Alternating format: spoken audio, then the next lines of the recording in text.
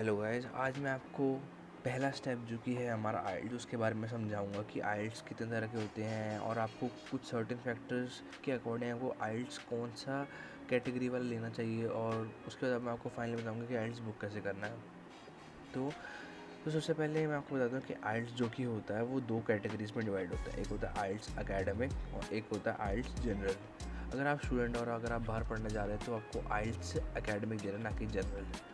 और जनरल उनके लिए होता है यूजुअली जो, जैसे अगर आप कनाडा में हो तो आपको पीआर के लिए अप्लाई करना है तो उस टाइम भी आइल्स की रिक्वायरमेंट होती है, तो उस टाइम आपको आइल्स जनरल देना पड़ता है। तो बात करें अगर आप स्टूडेंट हो तो आपको आइल्स एकेडमिक देना है। हम जो आइल्स एकेडमिक है और एक आइल्स जनरल है वो और फर्दर दो कैटेगरीज में डिवाइड होता है कि हाँ, कि अगर आप जो आइल्स देना चाहते हैं वो अगर आप पेन पेपर पर देना चाहते हैं या आप कंप्यूटर बेस पर देना चाहते हैं। तो ये अब इसके भी आपको फैक्टर्स है कि आपको कौन सा पेन पेपर वाला एग्ज़ाम देना चाहिए या आपको कंप्यूटर बेस्ड वाला एग्ज़ाम देना चाहिए। उसमें चलो मैं आपको बात करता हूँ कि क्या क्या आपके फ़ायदे और डिसएडवांटेज वगैरह रहते हैं इन दोनों कैटेगरीज़ के। सबसे पहली बात पॉइंट है जो कि होगा आपकी राइटिंग के ऊपर। अगर आपकी राइटिंग बेकार है और आपको मतलब ऐसा लगता है कि हाँ आपकी जो राइटिंग है कोई और समझ नहीं पाएगा, तो आपको डेफिनेटली कंप्यूटर बेस्ड एग्ज़ाम देना चाहिए। क्योंकि अगर जो भी अगर मान लो पैसेज वगैरह लिख रहे हो, अगर सामने वाले बंदे को जो भी आपका चेकर होगा, जो आपका टीचर होगा आइल्स का चेक करेगा जो आपका पैराग्राफ वगैरह है, राइटिंग वगैरह पैसेज जो भी होगा, तो अगर आपको उसको बंदे को समझ में नहीं आएगा तो आपको किस बेसिस पे वो नंबर देगा। तो वही बात है कि आपकी राइटिंग नहीं है तो आपको हमेशा कंप्यूटर बेस्ड ही देना चाहिए। उसके बाद दूसरा फैक्टर आता है कि जैसे कुछ लोगों को होता है कि आई स्ट्रेन हो जाता है। अगर काफ़ी देर अगर आप कंप्यूटर की स्क्रीन पे बैठ के अगर काम करो तो आपकी आंखें में स्ट्रेन आ जाता है। अगर वैसा केस है तो आपको डेफिनेटली पेन पेपर एग्ज़ाम ही प्रेफर करना चाहिए। तीसरा पॉइंट ये आता है कि आपकी टाइपिंग स्पीड कैसी है। अगर आपकी टाइपिंग स्पीड अच्छी है तभी आपको कंप्यूटर पे एग्ज़ाम देना चाहिए, वरना आपको पेन पेपर ही करना चाहिए। क्योंकि पेन पेपर में आप जल्दी से अगर राइट तो कर लोगे, बट अगर कंप्यूटर में अगर उस हिसाब से आप टाइप नहीं कर पाए, और क्योंकि आपको पता है कि हाँ हर एक मॉड्यूल का कुछ टाइम लिमिट होता है, तो आप रह जाओगे और आपके बैंड्स नहीं आएंगे। तो अगर आपकी टाइपिंग स्पीड कम है तो आपको मैं ये कहूँगा कि आप पेन पेपर ही लो। और चौथा पॉइंट होता है कि अगर आप किसी और की मतलब कोई भी एक्सटर्नल नॉइज़, जैसे कि काफ़ी सारे अगर आप कंप्यूटर बेस्ड एग्ज़ाम दोगे तो काफ़ी सारे आपके आसपास बंदे बैठे होंगे जो कि टाइप कर रहे होंगे।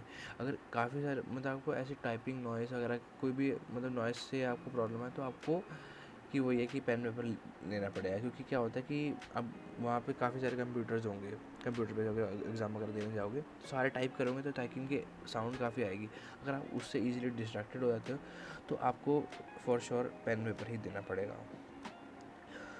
अब आपका आता है पांचवा पॉइंट, जो कि है अगर आप पेन पेपर ले रहे हो तो आपको पेपर के साइड में आप शॉर्ट नोट्स भी बना सकते हो। जैसे अगर आपने कोई पैराग्राफ पढ़ा तो उसकी अपनी शॉर्ट समरी आप पेपर पे साइड में लिख सकते हो अपने हेल्प के लिए, बट ये चीज़ आप कंप्यूटर बेस में नहीं कर सकते। तो ये होगा आपका पांचवा पॉइंट। छठा पॉइंट जो कि कंप्यूटर बेस्ड एग्ज़ाम के लिए मतलब एडवांटेजेस होता है कि आप उसमें हाईलाइट कर सकते हो। अगर आपने कोई भी पैराग्राफ पढ़ा तो उसके अंदर हाईलाइट कर सकते हो, तो आपको ज़्यादा अच्छे से मतलब ईजिली पता लगेगा कि हाँ ये वाला वर्ड जो है यहाँ पे है।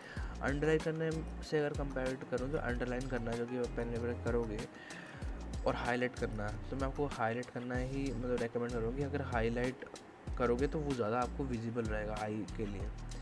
बाकी ये भी एक था कि हाँ उसमें अगर आप हाईलाइट करोगे तो आपको जो भी वर्ड वगैरह होगा वो ईजिली विजिबल हो जाएगा। और ऊपर से अगर आप मान लो पैसेज लिख रहे हो तो उसमें वर्ड काउंट भी होता है कंप्यूटर बेस्ड एग्ज़ाम में, जिससे कि आपको हेल्प हो जाएगी हाँ कि आप कितने वर्ड्स लिमिट में लिख रहे हो या आपको वर्ड लिमिट क्रॉस हो चुका है। तो आपको पता लग सकता है कि आप जो भी आपने पैसेज लिखा है वो आपके लिमिट के अकॉर्डिंग है या नहीं है। ये चीज़ पेन पेपर में तो ऑब्वियसली नहीं होगी। और उसके बाद क्या है कि जैसे अगर आप कंप्यूटर बेस की एक और खासियत है कि जैसे अगर मान लो आपके पास काफ़ी सारे ऑप्शंस रहते हैं। आईएएस में क्या होता है कि आपको मैच वाले जनरली और ऑप्शन होते हैं, तो अगर आप मैच वाले ऑप्शन करोगे तो नीचे ना आपको जो ऑप्शन होगा उसको स्लाइड डाउन करके आपको एक ब्लैंक होगा उसमें डालना होगा। तो क्या होगा कि आप जैसे जैसे आप फिल करते रहोगे वैसे वैसे आपके ऑप्शन कम होते रहेंगे, तो आपको रीडेबिलिटी काफ़ी बढ़ जाती है। अब पेन पेपर में आपको काटना पड़ता है तो मतलब थोड़ा ना मतलब वही कंजेशन सा हो जाता है, तो आपको थोड़ा अगर देखा जाए तो ये चीज़ में कंप्यूटर बेस्ड एग्ज़ाम सही रहता है। उसके बाद हम रिज़ल्ट की बात करते हैं। जो कंप्यूटर बेस्ड रिज़ल्ट देते हैं तो उनका जो रिज़ल्ट होता है वो जनरली 3 to 5 डेज़ में आ जाता है, और अगर आप पेन पेपर देते हो तो आपका रिज़ल्ट आएगा 13 डेज़ बाद। तो ये रिज़ल्ट की बात हो गई। अब इन फैक्टर्स को अगर आप कंसिडर करो और आपको जो लगे कि हाँ, जो आपको ज़्यादा एडवांटेजेस है वो आपको चूज़ करना चाहिए। और एक चीज़ और मैं आपको पॉइंट बताना भूल गया कि मैंने आपको पहले ही बताया था कि जो पेन पेपर है उसमें आपको ज़्यादा टाइम मिलता है as compare to computer based exams. क्योंकि क्या होता है कि जैसे आपको जो पेन पेपर होता है उसमें आपको रिव्यू करने के लिए टाइम मिलता है। जैसे अगर आपने ये मॉडल करा तो आपको एक आंसर रिव्यू करने के लिए टाइम मिलता है, जो कि कंप्यूटर बेस्ड में नहीं मिलता। तो इस केस में अब जैसे क्या होता है कि पेन पेपर में अगर आप जो आपको रिव्यू टाइम मिलता है वो आप कहीं भी यूटिलाइज़ कर सकते हो। जैसे आगे के क्वेश्चंस पढ़ने के लिए, आगे के मॉड्यूल के क्वेश्चन पढ़ने के लिए काम हो जाता है, जिससे कि आपको थोड़ा ईजियर रह जाता है।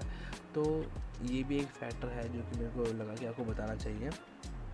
तो ये सारी चीज़ें थी एडवांटेज और डिसएडवांटेज ऑफ कंप्यूटर बेस्ड और पेन एंड पेपर बेस्ड आइल्स। उसके बाद हम बात करते हैं कि आपको आइल्स बुक कैसे करना है। अगर आपको आइल्स बुक करना है तो आप सिंपली आइल्स सर्च कर लो, आइल्स बुक सिंपली लिखोगे तो आपको सबसे पहले लिंक आ जाएगी आइल्स बुक।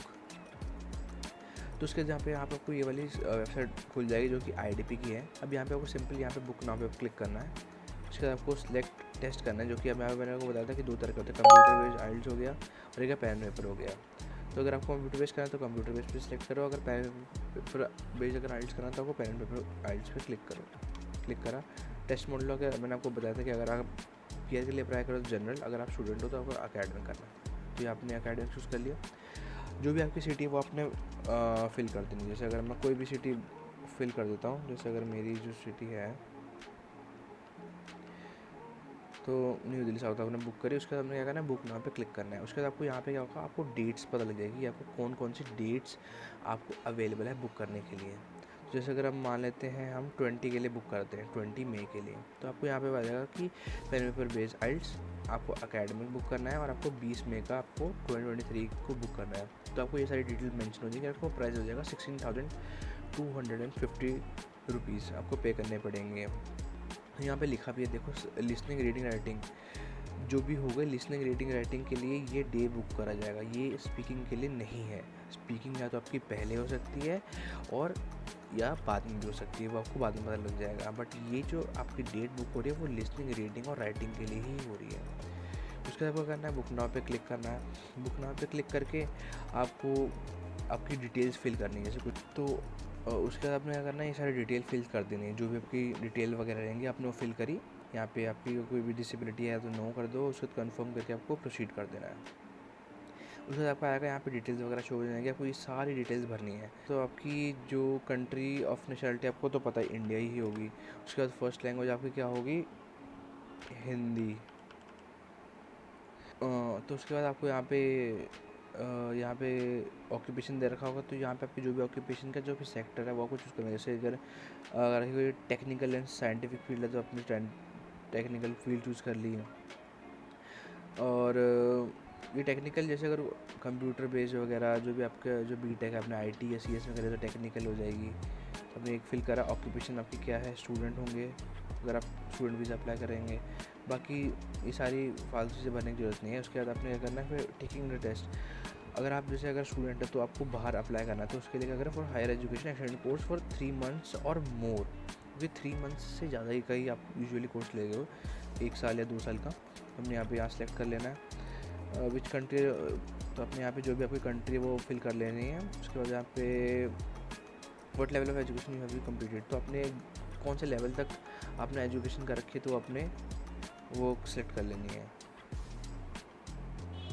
उसके बाद आपने क्या कहा, how many years have been you studying English.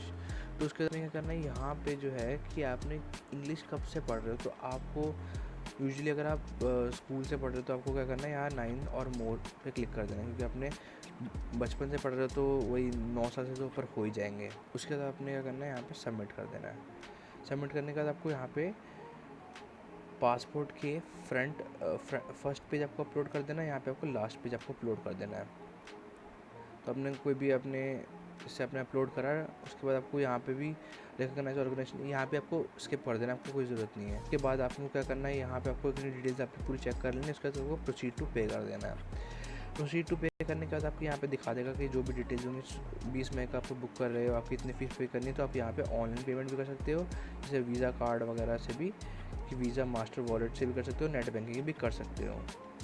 अब यहाँ पे आके पे नाउ कर देना है, जो भी आपको ऑप्शंस मतलब रहेंगे उसमें से आपको पे नाउ करके आपका हो जाएगा, आपकी पेमेंट कन्फर्म हो जाएगी, आपको मेल भी आ जाएगा कि हाँ पर इतने डे का आपका आइल्स बुक हो चुका है। तो ये था ओवरऑल प्रोसेस, आपको आइल्स बुक कैसे करना है। बाकी आपको सारा पेन एंड पेपर के बारे में बता दिया, कंप्यूटर बेस के बारे में बता दिया, आइल्स बुक करने का भी बता दिया। तो ये यहाँ पे हम वीडियो एंड करते हैं। Thank you guys.